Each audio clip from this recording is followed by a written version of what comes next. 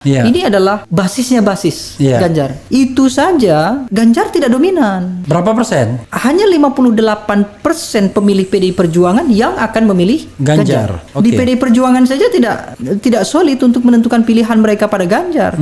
Makanya Prabowo Subianto ini merancang dua hal. Satu, harus menang satu putaran. Kalau terjadi pemilu pilpres hanya satu putaran, maka dalam catatan IPO Prabowo besar kemungkinan akan menang dengan catatan satu putaran kalau berhasil.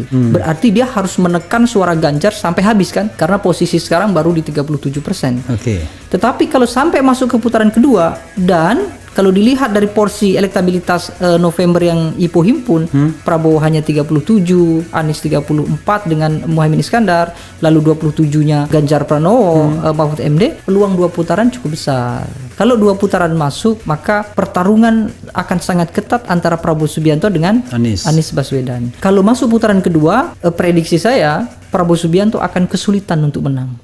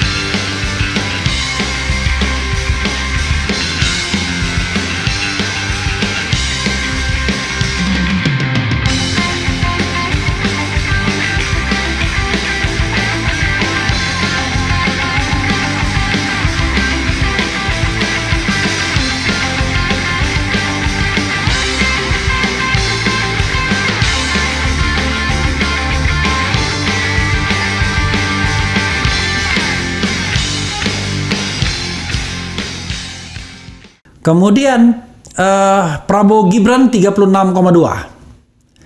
Anies Imin 34,1. Benar. Betul. Ganjar Mahfud 27,1. Dan undecided voters belum pilih 2,6%. Betul. Dahsyat men bagi bagi pendukung Amin yang sudah mulai putus asa kok surveinya nggak ningkat-ningkat.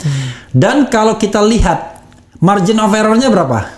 2,9. 2,9. Berarti kalau naik turun 5,8. Ya dua setengah lah. Ya 2,5 lah. 2,5 ke atas. 2,7. Oke, 2,5 ke atas, 2,7 ke bawah. Betul. Berarti belum bisa ditentukan siapa nomor 1 nomor 2-nya ini. Karena bedanya cuma 2% nih. Sama Ganjar jauh, bedanya 7%. Oke, silakan Anda jangan bicara margin of error-nya dulu. Dan tingkat kepercayaan tentunya, tapi bicara kok bisa ada angka-angka begini. Oke. Hari gini gitu. Di sini boleh gebrak-gebrak meja boleh. Boleh. Anda sambil ngomong gebrak meja sambil apapun, sambil minum juga boleh. Oh siap. Ya. Jadi Bang Da, perlu saya jelaskan bahwa survei itu kan sebetulnya kan memotret apa yang sedang terjadi di tingkatan pemilih. Artinya ketika terjadi perbedaan dan hal-hal yang lain, saya kira banyak faktornya. Yang pasti misalnya saja karena durasi survei yang berbeda, waktu survei yang berbeda, dan juga mungkin nuansa-nuansa pertanyaan yang juga mungkin berbeda. Termasuk nanti kita akan bicara juga mungkin berkaitan dengan bagaimana menarasikan atau membaca hasil survei. Jadi kalau dikatakan bahwa kenapa kok IPO dalam tanda kutip nekat mempublikasikan hasil survei yang sebetulnya sebelum IPO rilis itu sudah ada beberapa lembaga yang memiliki reputasi yang cukup baik juga melakukan rilis survei, tapi hasilnya sama sekali tidak sama dengan IPO dalam konteks posisi.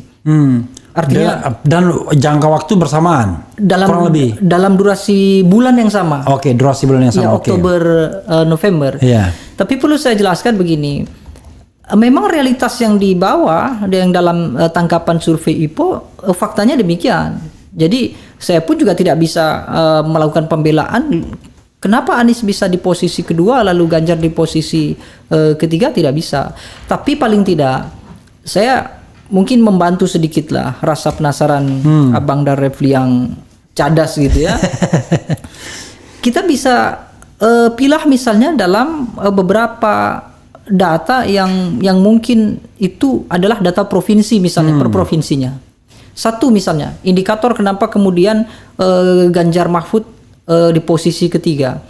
Di tingkat pemilih paling basis sekalipun PDI Perjuangan Jawa Tengah ini kan dua persoalan PDI Perjuangan dan Jawa Tengah ini adalah basisnya Ganjar. Itu saja Ganjar tidak dominan. Berapa persen?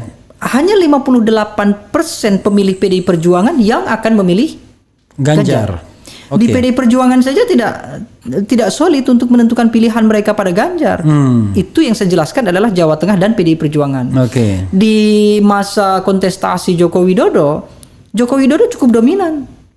Selalu di atas 60%. Apanya? Pemilih PDI Perjuangan yang dipastikan akan memilih pemilih yang di era Jokowi. Di era Jokowi. Termasuk pemilih Jawa Tengah di atas 60% akan memilih Joko Widodo.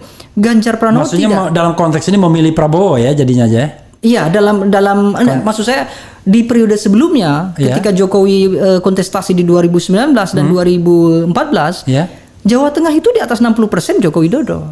Di atas 60% pemilih PDI Perjuangan, semakin dia menyukai Banteng, semakin dia merah, semakin dia Megawati, maka dipastikan semakin Joko Widodo. Dulu. Hari ini tidak begitu.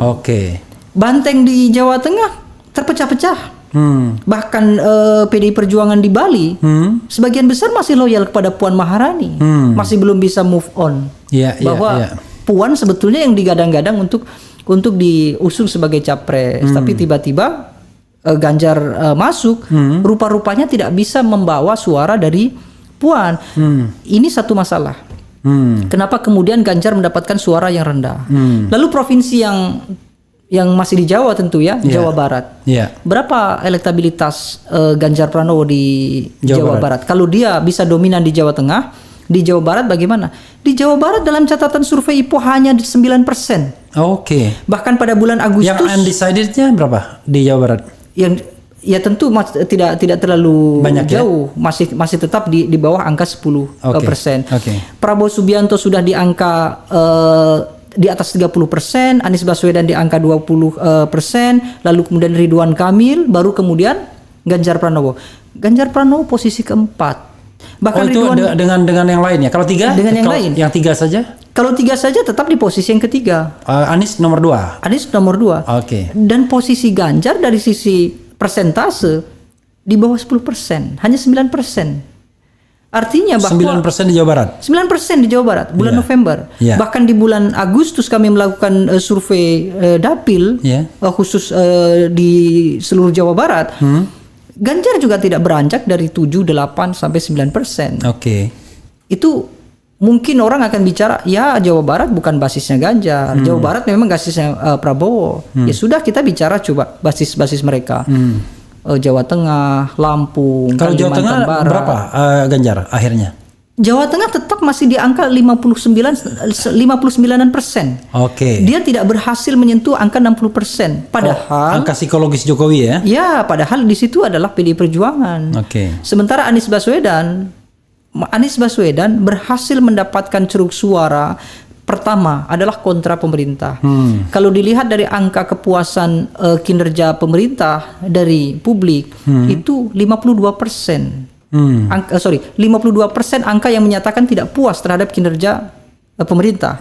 Artinya Anies punya peluang untuk melakukan kampanye, propaganda, promosi politik di ceruk suara yang 52% ini. Coba nanti dipastikan di beberapa lembaga survei. Ketika Prabowo Subianto mengalami peningkatan elektabilitas, maka besar kemungkinan Ganjar Mahfud akan mengalami penurunan. Kenapa demikian? Karena ceruk mereka sama. Jadi sekarang yang bertarung adalah Prabowo Subianto Gibran dengan rivalnya adalah Ganjar Mahfud. Ganjar Mahfud. Bertarung untuk saling zero sum game. Iya, bertarung untuk mendapatkan pengaruh Joko Widodo, bertarung untuk mendapatkan pengaruh sebagian PDI Perjuangan yang ada di Gibran dan ada di Joko Widodo. Nah, sehingga ini kan menjadi sangat dilematis. Oke, berarti Kira-kira. ada dua faktor ya, rebutan Jokowi dan rebutan PDIP. Betul. Kalau rebutan Jokowi Anda bisa memetakan berapa persen ke Ganjar, berapa persen ke Prabowo? Kira-kira. Peluang mereka yang menyukai, yang memilih Jokowi di 2019, memilih Prabowo Subianto itu mencapai hampir 54%. Oke, berarti mayoritas ya. Belum lagi kita bicara soal keterpengaruhan presiden. Joko Widodo dalam catatan survei kami yang juga dipublikasikan tengah November yang lalu, dari tokoh-tokoh yang kami tawarkan, kira-kira tokoh mana yang kalau merekomendasikan pilihan capres itu diikuti. Joko Widodo mendapatkan porsi tingkat pengaruh yang cukup tinggi, 21%. Oke. Diikuti oleh Megawati, diikuti oleh Yusuf Kala, diikuti oleh tokoh-tokoh seperti Said Agil, kemudian ada Erick Thohir, Sandiaga Uno, sampai kemudian SBY, AHY.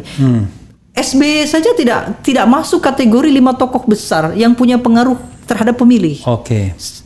Sehingga begitu Jokowi punya pengaruh yang besar, sementara 54%-nya bergeser ke Prabowo Subianto, maka secara otomatis berkuranglah porsi Jokowi yang ke Ganjar Mahfud. Hanya mengandalkan pengaruh Megawati, dan itu pun terbukti di beberapa ceruk suara PD Perjuangan tidak solid mereka. Oke. Makanya Prabowo Subianto ini merancang dua hal. Satu, harus menang satu putaran. Kalau terjadi pemilu pilpres hanya satu putaran, maka dalam catatan IPO Prabowo besar kemungkinan akan menang dengan catatan satu putaran kalau berhasil.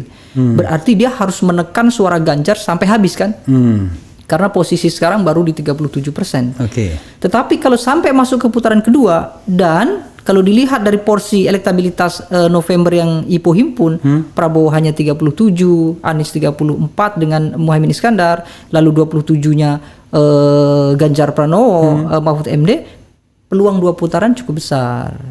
Kalau 2 putaran masuk, maka pertarungan akan sangat ketat antara Prabowo Subianto dengan Anies Baswedan. Kalau masuk putaran kedua, prediksi saya Prabowo Subianto akan kesulitan untuk menang. Punya peluang menang, tapi bukan perkara mudah. Besar kemungkinan harus melibatkan gugatan di Mahkamah Konstitusi. Belum lagi kalau jaraknya berdekatan. Belum lagi Anies Baswedan dipastikan akan akan mati-matian melakukan sosialisasi supaya tidak ada celah untuk dicurangi, kan pasti itu. Karena wacana yang beredar akan ada kecurangan dan segala macam. Meskipun kata Mahfud MD kecurangan pemilu itu sesuatu yang pasti. Ini Menko Polhukam yang mengatakan. Nah, artinya yang kadang-kadang ya begitulah. Ya. Jadi masih dilematis sekali, Abang Da. Oke.